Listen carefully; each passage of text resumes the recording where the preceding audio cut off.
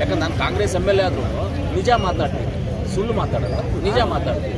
ಮೊದಲೇ ಗೊತ್ತಿರೋ ವಿಚಾರನೇ central ಗೌರ್ಮೆಂಟಲ್ಲಿ BJP ಬರೋ ಚಾನ್ಸಸ್ ತುಂಬ ಇದೆ ಅಂತ ನಮಗೂ ಗೊತ್ತು, ನಾವು ತಿಳ್ಕೊಂಡಿದ್ದೀವಿ. ಆದರೆ ಎಲ್ಲರ ಥರ ನಾವು ಬರ್ತೀವಿ ನಾಳೆ ಎಕ್ಸಿಟ್ ಪೋಲ್ಸ್ ಅದು ಅಂತೆಲ್ಲ ಬರೋ ಚಾನ್ಸಸ್ BJPನೇ ಇದೆ. ಪರವಾಗಿಲ್ಲ, ಈ ಸಲ BJPನೇ ಬರಲಿ. ನೆಕ್ಸ್ಟ್ಗೆ ನಮ್ಮದು ಟಾರ್ಗೆಟ್, ಈ ಸಲಿಗಳ ಟಾರ್ಗೆಟು ನೆಕ್ಸ್ಟಿಗೆ ನಾವು ಸೆಂಟ್ರಲ್ ಗೌರ್ಮೆಂಟಲ್ಲಿ ನಾವು ಬರ್ತೀವಿ.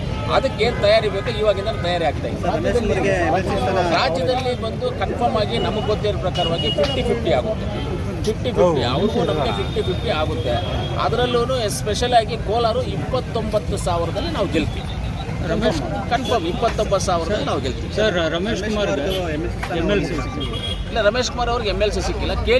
ಕೇಳೋದನ್ನು ಕೇಳಿದ್ದೀವಿ, ಆದರೆ ಅವ್ರಿಗೆ ಸಿಕ್ಕಿಲ್ಲ. ಅದು ಪರವಾಗಿಲ್ಲ, ಸಂತೋಷನೇ. ಏನು ರಮೇಶ್ ಕುಮಾರ್ ಸ್ವಾಮಿಗೆ ನನಗೆ MLC ಬೇಕು ಅಂತೇನು ಕೇಳಿಲ್ಲ ಅವರು. ನಾವೆಲ್ಲ ಹೋಗಿ ಪ್ರೆಜರ್ ಮಾಡಿದ್ದು, ಅವರೇನು ಬೇಕು ಅಂತೇನು ಕೇಳಿಲ್ಲ. ಆದರೂ ಪರವಾಗಿಲ್ಲ, ಇರಲಿ, ಮುಂದಿನ ದಿನಗಳಲ್ಲಿ ಇನ್ನೂ ಬೇರೆ ಏನಾದರೂ ಅವಕಾಶ ಸಿಗ್ಬೋದು. ಯಾವುದೋ